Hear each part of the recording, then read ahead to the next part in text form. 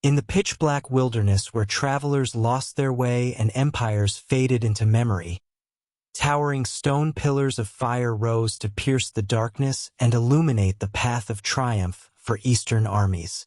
The visionary behind this tactic was no mere transient conqueror, but a military strategist centuries ahead of his time.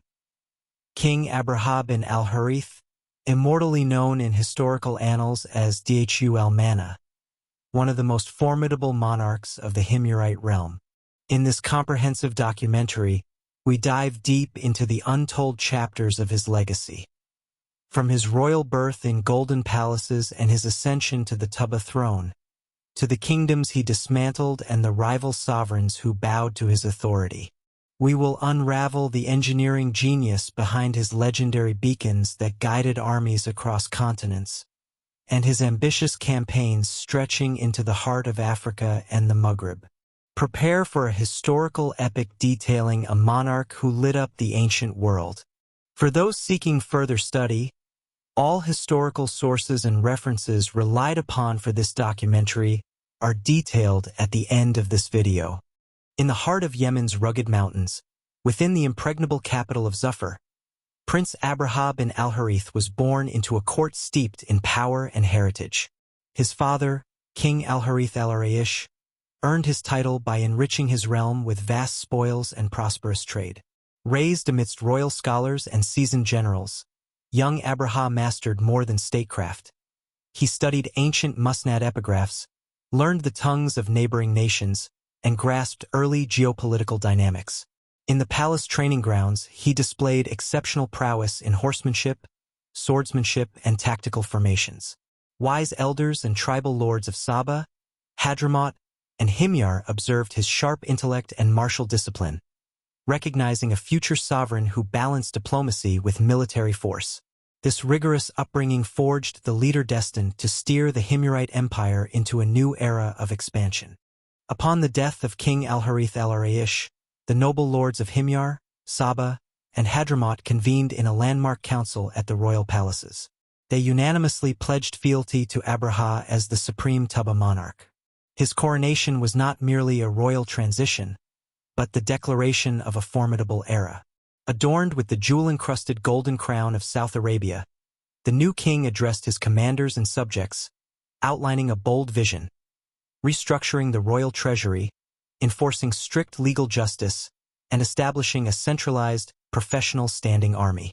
Dhu Al-Manar immediately set out to reform internal administration, fortify border garrisons, and secure vital water infrastructure. He understood that a resilient domestic economy and a unified home front were the essential foundation required before launching his ambitious transcontinental campaigns. Believing the transition of power presented an opportunity for rebellion, several northern tribes and regional rulers attempted to break away from Himyarite suzerainty. King Dhu Al-Manar responded with swift and overwhelming force, personally leading a massive army equipped with heavy armor and siege engines. His forces engaged the confederations of the Second Ad, Tazim, Jadis, and the Amalekites, who had fortified rugged mountain passes and disrupted lucrative caravan trade. Employing sophisticated siege tactics and coordinated cavalry charges, Dhu Al-Manar shattered their mountain fortresses and neutralized the rebellious chieftains. Beyond military victory, he imposed heavy annual tributes and took royal hostages back to Zafar to ensure absolute submission, securing the northern trade corridors and demonstrating the uncompromising might of his reign. The boundaries of the Arabian Peninsula could not contain Dhu Al-Manar's expansive vision.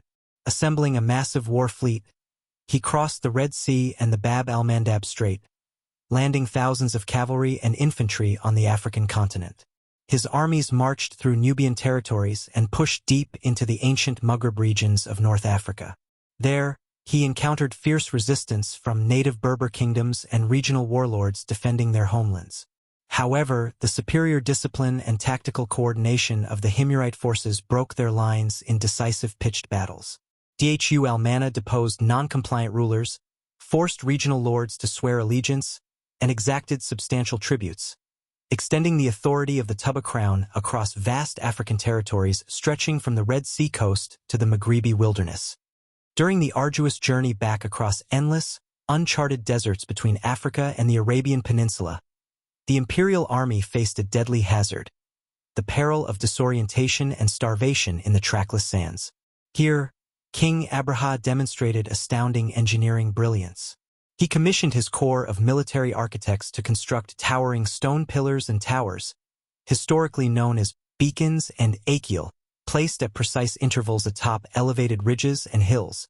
At nightfall, massive bonfires were lit atop these structures, casting illumination across miles of desert terrain. This visual guidance network enabled cavalry units, supply chains, and infantry to navigate the vast wastes safely without straying. This immortal logistical feat earned the king his legendary epithet, Dhu Al-Manar, the possessor of beacons. Dhu Al-Manar's military reach extended toward the strategic frontiers of Mesopotamia and the Levant, bringing his forces into direct contact with the spheres of the Sasanian and Byzantine empires.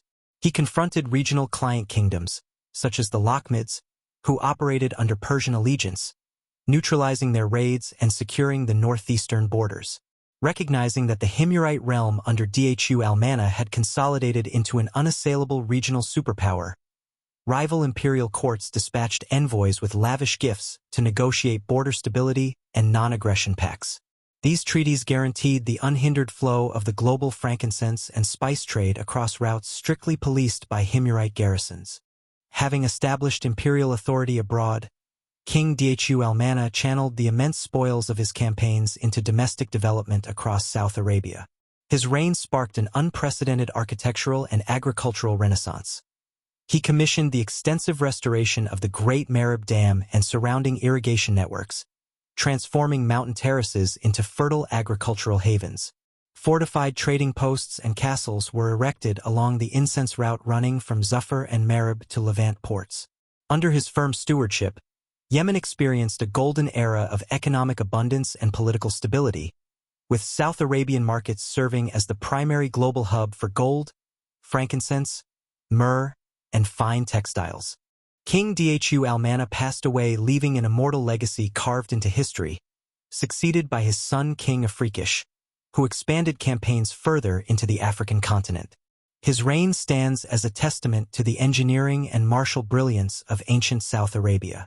This era is documented in classical historical sources including Al-Hamdani's Al-Iqlal, Al-Tabari's Chronicles, Ibn Qutayba's Al-Ma'arif, and Nashwan al-Himyari's Shams al-Ulam, as well as modern epigraphic research by A.F.L. Beeston and Kenneth Kitchen. If you enjoyed this documented historical exploration of ancient monarchs, don't forget to subscribe to the channel, turn on notifications, and share this video with your friends to join our community.